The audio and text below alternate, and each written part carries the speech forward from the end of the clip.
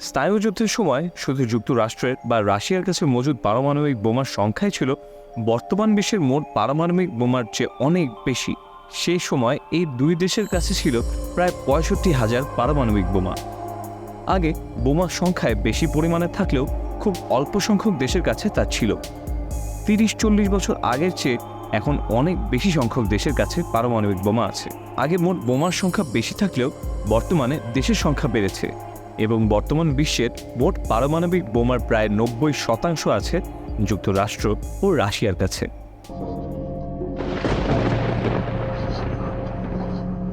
Stockholm আন্তর্জাতিক শান্তি গবেষণা ইনস্টিটিউট সিপ্রির তথ্য অনুসারে রাশিয়ার কাছে বর্তমানে সবচেয়ে বেশি পারমাণবিক বোমা রয়েছে। দেশটিতে এই ধরনের বোমার সংখ্যা ৭,৫০০-এরও বেশি। ১৯৪৯ সালের ২৯ অগস্ট তৎকালীন সোভিয়েত ইউনিয়ন তাদের পারমাণবিক অস্ত্রের প্রথম পরীক্ষা চালায়। পরীক্ষার নাম দেওয়া হয়েছিল RDS-1। পারমাণবিক অস্ত্রের ওই পরীক্ষা চালানো হয়েছিল কাজাখস্তানের সেমিপালাতিনস্কে। এর এক দশকের বেশি সময় পর ১৯৬১ সালে পরীক্ষামূলকভাবে বিশ্বের সবচেয়ে বড় পারমাণবিক বোমা বিস্ফোরণ ঘটায় সোভিয়েত ইউনিয়ন। সে সময় জার বোমা নামের একটি বোমার বিস্ফোরণ ঘটায় তারা।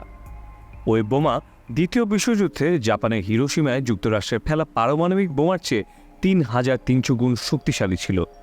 যুক্তরাষ্ট্রভিত্তিক গবেষণা প্রতিষ্ঠান ফেডারেশন অফ আমেরিকান সায়েন্টিস্ট চলতি বছরের শুরুর দিকে এ নিয়ে তথ্য প্রকাশ করেছিল। তাদের হিসাব বলছে বিশ্বের মাত্র ৯টি দেশের হাতে প্রায় ১২,৭০০টি পারমাণবিক অস্ত্র রয়েছে। দেশগুলো হলো রাশিয়া, যুক্তরাষ্ট্র, চীন, ফ্রান্স, যুক্তরাজ্য, পাকিস্তান, ভারত, ইসরায়েল ও উত্তর কোরিয়া। এই দেশগুলোর মধ্যে রাশিয়া ও যুক্তরাষ্ট্র তাদের মেয়াদ ফুরিয়ে যাওয়া হাজার হাজার পারমাণবিক অস্ত্র আগেই ধ্বংস করেছে। তারপরও বর্তমানে দেশ দুটির হাতে রয়েছে বিশ্বের মোট পারমাণবিক অস্ত্রের ৯০%। ১৯৮৬ সালে প্রতিদ্বন্দ্বী এই দুই দেশের কাছে সর্বোচ্চ পরিমাণ পারমাণবিক অস্ত্র ছিল। সম্মিলিতভাবে সংখ্যাটা ৬৫,০০০-এর কাছাকাছি। সেই সময় স্নায়ুযুদ্ধ চলছিল।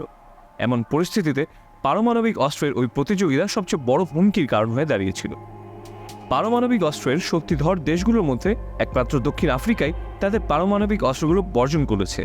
১৯৮৯ সালে দেশটির তৎকালীন সরকার পারমাণবিক অস্ত্র প্রকল্প স্থগিত করে। পরের বছর তাদের ৬টি পারমাণবিক অস্ত্র ধ্বংস করা হয়। আরও ২ বছর পর পারমাণবিক অস্ত্রের বিস্তার ঠেকাতে একটি চুক্তিতে NPT নাম লেখায় দক্ষিণ আফ্রিকা। এর মধ্য দিয়ে পারমাণবিক অস্ত্রবিহীন দেশ হিসেবে পরিচিতি পায় আফ্রিকার দেশটি। মার্কিন যুক্তরাষ্ট্র প্রথম পারমাণবিক বোমা তৈরি করেছে এবং একমাত্র দেশ যারা এটা যুদ্ধে ব্যবহারও করেছে। দেশটির কাছে এখন ৭,০০০-এর বেশি পারমাণবিক বোমা রয়েছে। ফ্রান্সের কাছে পারমাণবিক ওয়ারহেড আছে ৩০০-র মতো। এগুলোর অধিকাংশই রয়েছে সাবমেরিনে। দেশটির অন্তত একটি সাবমেরিন সবসময় পারমাণবিক বোমা নিয়ে টহল দেয়। ২৫০-র মতো পারমাণবিক বোমা আছে চীনের কাছে। রাশিয়া বা যুক্তরাষ্ট্রের তুলনায় সংখ্যাটা কম হলেও দেশটি ধীরে ধীরে এই সংখ্যা বাড়াচ্ছে। স্থল, আকাশ বা সমুদ্র পথে এসব বোমা ছোড়া সম্ভব। ২০০-র বেশি পারমাণবিক বোমা রয়েছে যুক্তরাজ্যের কাছে।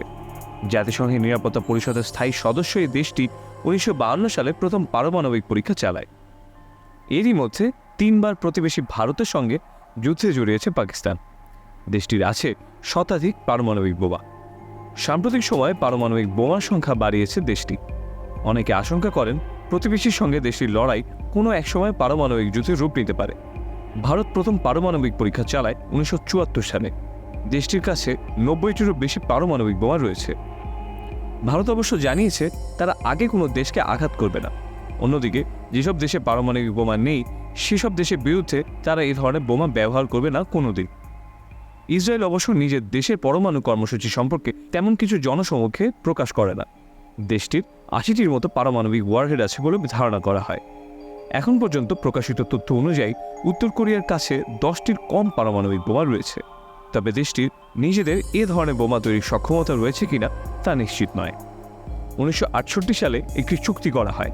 নন প্রলিফারেশন অফ নিউক্লিয়ার ওয়েপন নামের চুক্তির লক্ষ্য বিশ্বে পারমাণবিক অস্ত্রের বিস্তার রোধ এবং পারমাণবিক শক্তির শান্তিপূর্ণ ব্যবহার। ওই চুক্তি অনুযায়ী যুক্তরাষ্ট্র, রাশিয়া, চীন, যুক্তরাজ্য ও ফ্রান্স ছাড়া স্বাক্ষরকারী দেশগুলোর নিজেদের কাছে পারমাণবিক বোমা রাখা নিষিদ্ধ করা হয়। এর বিনিময়ে বিদ্যুৎ উৎপাদনের মতো শক্তিপূর্ণ কাজে পারমাণবিক শক্তি ব্যবহারের অনুমতি পায় তারা।